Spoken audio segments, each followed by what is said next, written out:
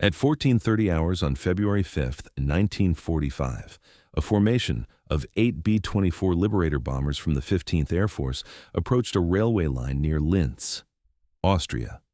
The bombers carried standard 500-pound general-purpose bombs, but the target was unusual, not a factory, not a marshalling yard, not a bridge. The target was a passenger train traveling from Vienna to Linz. More specifically, the target was the train's mail car, the single car carrying approximately 5,000 letters, parcels, and postal materials destined for addresses throughout Western Austria and southern Germany. The bombardier waited until the train was in open countryside away from towns. At 14:32 hours, he released bombs. The explosions destroyed the locomotive and several cars. The mail car was blown apart, letters scattered across snow-covered fields for hundreds of yards around the wreck. German postal workers would arrive within hours to collect the scattered mail and continue delivery. This was expected. This was the plan. At 1600 hours, 3 hours after the bombing, 2 B-24 bombers from a different unit flew over the same area at low altitude. Each bomber carried unusual cargo not bombs, but canvas mail sacks. The sacks contained approximately 3,000 letters addressed to German citizens in Linz, Salzburg, and Munich. The letters had been prepared by the Office of Strategic Services OSS at a facility in Bari, Italy. Each letter was in a genuine German envelope with forged German stamps and realistic postal markings. The contents were propaganda disguised as personal correspondence. The bombers dropped the mail sacks near the bombed train. The sacks broke open on impact, scattering letters across the countryside. From the ground, the scene would appear as one disaster, a bombed mail train with letters scattered everywhere. German postal workers collecting the scattered mail would find letters from the actual train mixed with letters from the dropped sacks. They would not distinguish between legitimate mail and inserted propaganda. All scattered letters would be collected, sorted, and delivered. This was Operation Cornflakes, the OSS psychological warfare operation that turned the German postal system into delivery mechanism for Allied propaganda. The operation was conceived in late 1944 by the Morale Operations Branch of OSS, the division responsible for psychological warfare and propaganda. The concept was proposed by Friedrich Oechsner, a former journalist who had worked in Germany before the war and understood German institutions. Oechsner recognized that German postal service was among Germany's most efficient and trusted institutions. Germans expected their mail to be delivered regardless of war conditions. The Postal Service maintained operations even under Allied bombing. Postal workers were dedicated, disciplined, and proud of maintaining service. Oechsner's insight was that this efficiency could be exploited. If Allied propaganda could be inserted into the German mail stream, it would be delivered by German postal workers who had no reason to suspect the mail was fake. Germans receiving mail delivered by their own postal service would read it because it arrived through trusted channel. The propaganda would be credible because it came through official system rather than obvious Allied sources like airdropped leaflets. The technical challenge was creating mail indistinguishable from genuine German mail. German stamps, envelopes, paper, ink, and postal markings had to be replicated exactly. German handwriting styles had to be mimicked. German addressing formats had to be correct. Postal cancellation marks had to match specific post offices. Any error would alert postal workers or recipients that the mail was fraudulent. OSS recruited forgers with experience in document creation. The team included artists, printers, and former postal workers who understood postal systems. They obtained genuine German mail through various sources, captured mail from German prisoners, mail intercepted in neutral countries, mail collected from German-occupied territories. The genuine mail provided templates for replication. The stamps were the most difficult element. German stamps in 1945 used multiple designs depending on denomination and issue date. The stamps had complex printing techniques including line engraving, color separation, and watermarks. OSS forgers created printing plates that reproduced German stamps precisely. The process required weeks of work for each stamp design.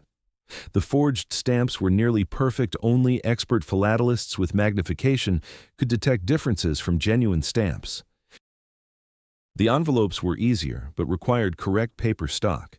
German wartime envelopes used low-quality paper due to shortages. OSS obtained similar paper from European sources. The envelopes were manufactured to match German dimensions and color. Addressing was done by hand using typewriters and pens that matched German styles. Each envelope was addressed to real German name at real German address names and addresses obtained from captured German documents, telephone directories, and other sources. The content of the letters was carefully calibrated psychological warfare. The letters were not obvious propaganda like "surrender immediately" or "Hitler is evil." Such content would be dismissed as enemy propaganda and might endanger postal workers who delivered it. Instead, the letters mimicked authentic German correspondence, personal letters, business letters, official notices with subtle subversive content. One letter format was complaint letter from fictional German soldier to his family. The letter would describe poor conditions at the front, inadequate supplies, casualties among comrades, skepticism about official propaganda. The tone was weary rather than defeatist. The content was believable. Many German soldiers felt exactly this way and wrote similar letters home. But genuine letters were censored by military censors. The OSS letters bypassed censorship by arriving through postal system rather than military mail. Another format was neighborhood gossip letter. A fictional German woman would write to another woman about local events, food shortages, bombing damage, rumors about Nazi officials hoarding supplies or preparing to flee. The content was designed to erode trust in Nazi leadership by suggesting officials were corrupt, incompetent, or planning to abandon Germany.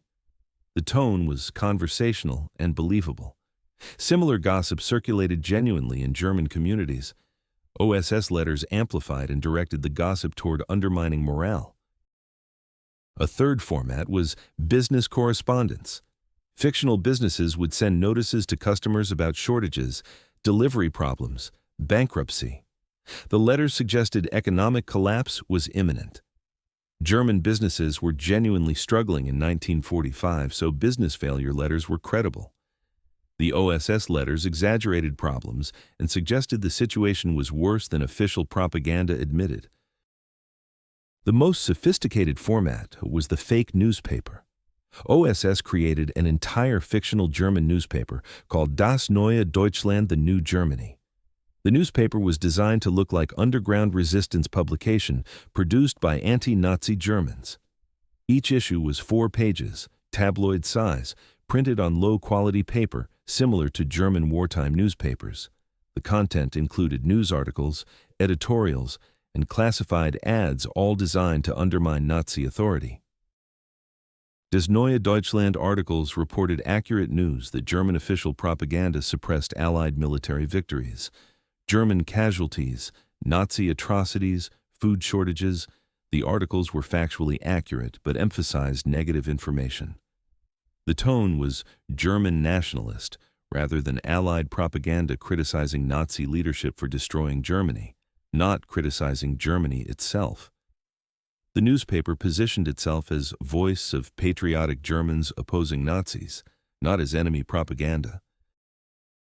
The classified ads section was particularly clever. OSS writers created ads that suggested social breakdown, people desperately selling valuables for food, families searching for missing relatives, businesses closing. The ads were fiction but resembled genuine classified ads in German newspapers. Readers would skim ads and subconsciously absorb impression that society was collapsing. Copies of Das Neue Deutschland were folded and inserted into envelopes addressed to German citizens. The newspaper would be mailed as if subscriber had ordered it. Recipients opening the envelope would find newspaper that appeared to be underground resistance publication. Some would discard it as dangerous. Others would read it. Some would share it with neighbors. Each copy had potential to reach multiple readers. The operational challenge was inserting the fake mail into German postal system. Simply mailing letters from Allied countries would not work. Letters with foreign postmarks would be intercepted by German censors. The mail had to appear to have been processed by German post offices. This required inserting mail into German postal stream after it had been processed but before delivery. The solution was bombing mail trains and dropping fake mail near the wreckage. German mail trains were identified through intelligence sources, including aerial reconnaissance, signals intelligence, and captured documents. The trains traveled scheduled routes and could be targeted predictably. Mail trains were typically passenger trains with dedicated mail cars rather than dedicated mail trains, making them legitimate military targets under prevailing rules of engagement. The bombing had to be carefully calibrated. Complete destruction of the train would destroy the mail entirely, preventing German postal workers from collecting anything. Excessive bombing would create too much damage for postal workers to recover mail. Insufficient bombing might not scatter mail widely enough.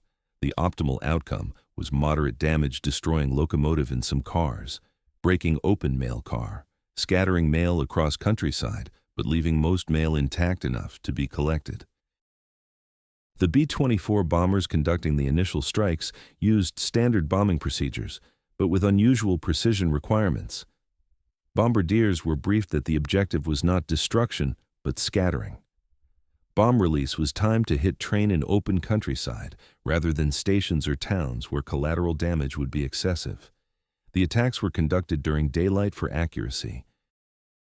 The follow-up aircraft dropping fake mail had to arrive hours after the initial attack, but before German recovery crews had completed cleanup. Intelligence estimated German postal workers would arrive at bombed trains within 2 to 4 hours.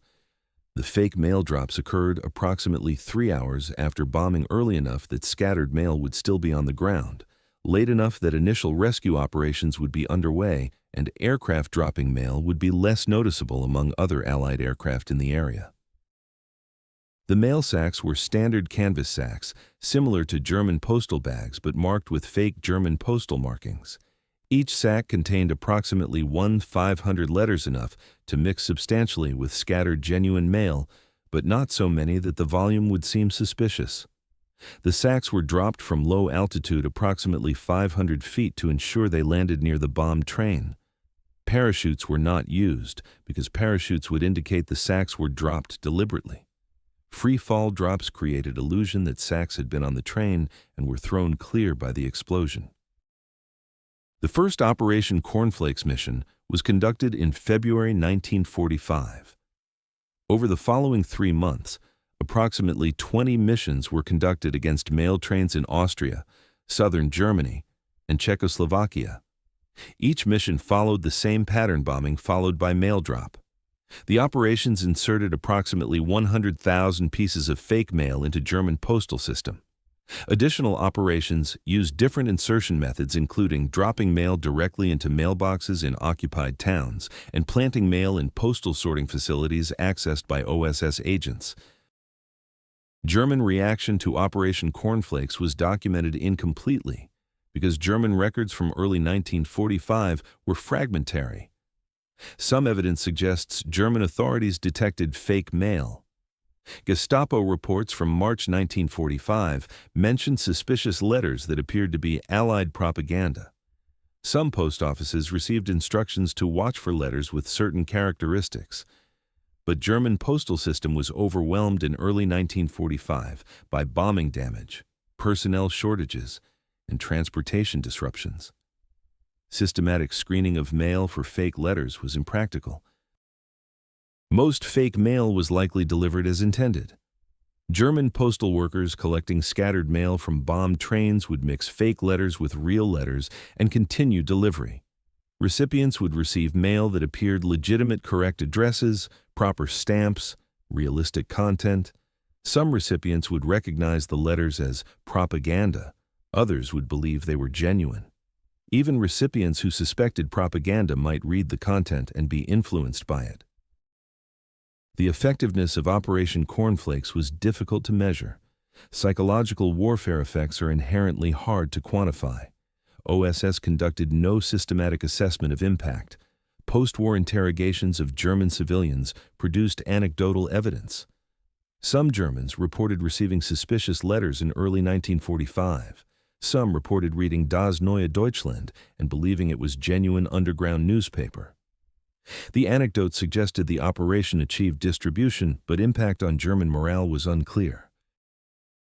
The strategic rationale for Operation Cornflakes was that by early 1945, German morale was fragile.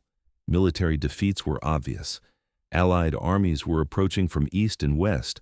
German cities were devastated by bombing. Food was scarce. Nazi propaganda claimed victory was still possible, but few Germans believed it. In this environment, even modest psychological warfare might accelerate collapse by reinforcing existing doubts and fears. The operation's value was partly establishing precedent for psychological warfare. OSS demonstrated that sophisticated propaganda could be inserted into enemy communication systems. The techniques developed for Operation Cornflakes, forging documents, mimicking correspondence, exploiting institutional trust, became standard psychological warfare methods. CIA and other intelligence agencies used similar techniques during Cold War for propaganda operations in Soviet Union, China, and other adversaries. The forging capabilities developed for Operation Cornflakes had applications beyond mail operations. OSS produced forged German identity documents, travel passes, ration cards, and official papers used by OSS agents operating in Germany. The same forgers who created fake stamps created fake Wehrmacht papers, fake Gestapo credentials, fake business licenses. The document forgery section became a permanent element of OSS capabilities. The mail bombing technique was not repeated extensively after Operation Cornflakes. The operation required significant resources, bomber missions, specialized intelligence, extensive preparation. The cost-benefit ratio was questionable, given uncertain impact. After Germany surrendered, evaluation of Operation Cornflakes concluded the operation was creative, but probably not cost-effective compared to alternative uses of resources. The ethical dimension of Operation Cornflakes was straightforward compared to other psychological warfare operations. The operation attacked mail trains' legitimate military targets because trains supported German war effort. The fake mail contained propaganda but not deliberately false information the news reported was accurate, even if emphasis was selective. The operation did not endanger German civilians beyond normal risks of bombing campaigns. German postal workers who delivered fake mail were not at significant risk. Gestapo prosecution of postal workers for inadvertently delivering Allied propaganda was unlikely given the chaos of early 1945. Some OSS personnel questioned whether bombing mail trains was justified purely to scatter mail for propaganda insertion. The trains carried civilian correspondence, including letters from soldiers to families. Destroying mail caused civilian distress beyond military necessity. The counter-argument was that mail trains were legitimate targets regardless of propaganda objectives because trains supported German communications and morale. The bombing would have occurred anyway. Using the bombing to insert propaganda was opportunistic addition rather than primary justification. The long-term impact of Operation Cornflakes was primarily institutional rather than operational. OSS demonstrated that intelligence agencies could conduct sophisticated psychological operations requiring coordination between military operations bombing and intelligence operations, propaganda insertion.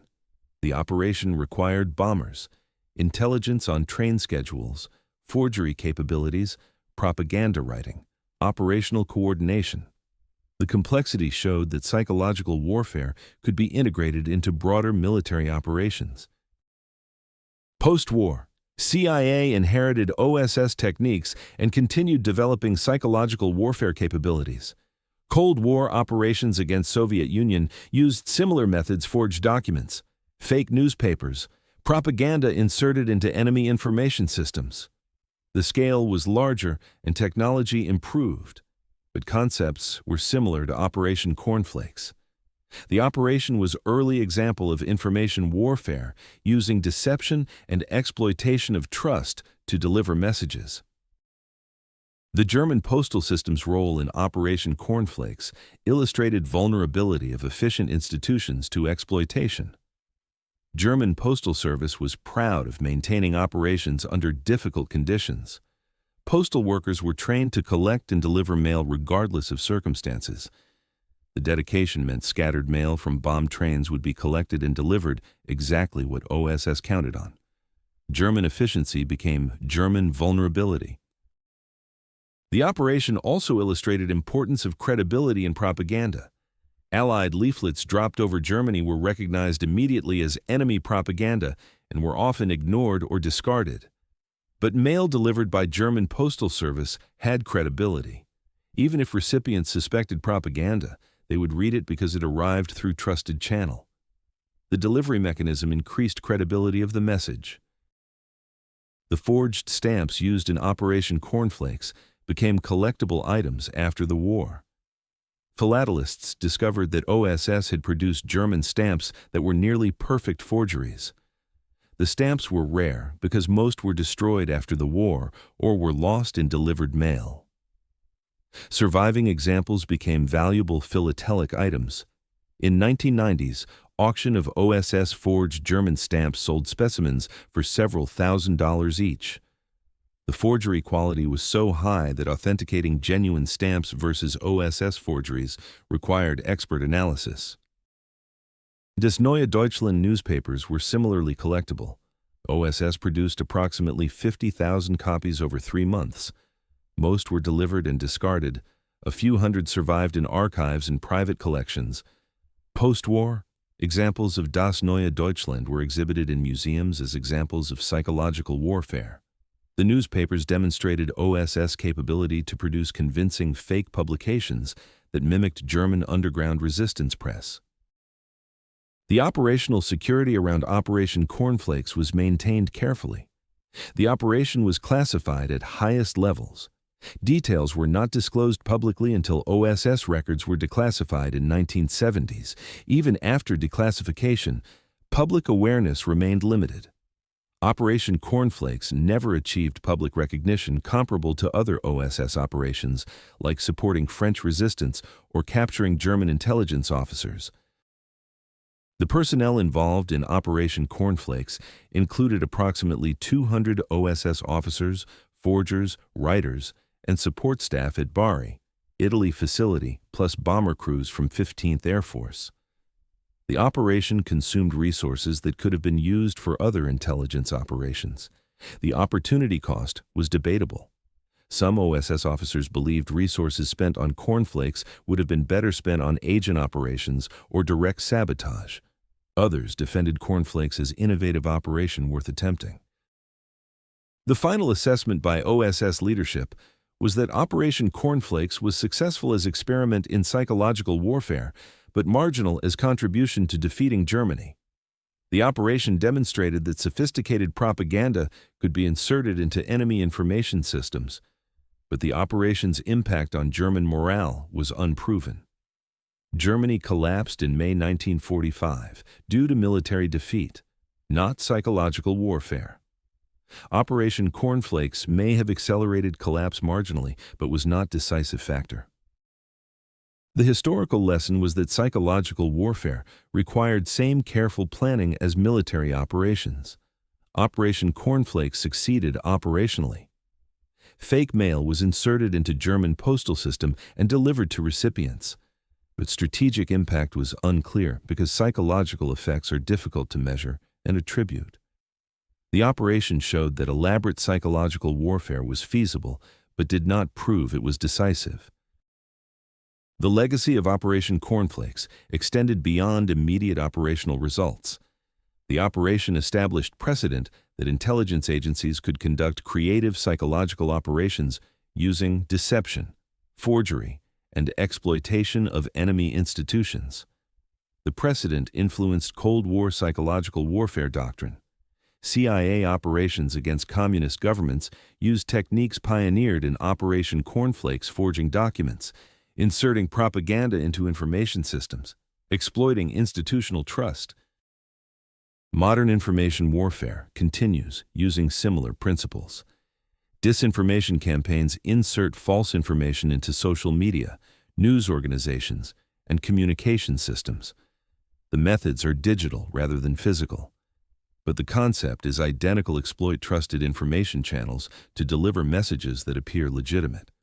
Operation Cornflakes was early analog version of techniques that became dominant in digital age. The story of Operation Cornflakes is a story of creative psychological warfare that exploited enemy efficiency against itself. The operation demonstrated that intelligence agencies could think creatively about propaganda delivery. Bombing mail trains to create opportunity for propaganda insertion was unconventional, but effective within its limited scope. Using German postal workers to deliver Allied propaganda was elegant exploitation of institutional trust and efficiency. This was Operation Cornflakes, the operation that weaponized the German postal system by bombing mail trains and dropping fake mail into the wreckage. The OSS operation that created 100,000 pieces of forged correspondence designed to look exactly like genuine German mail.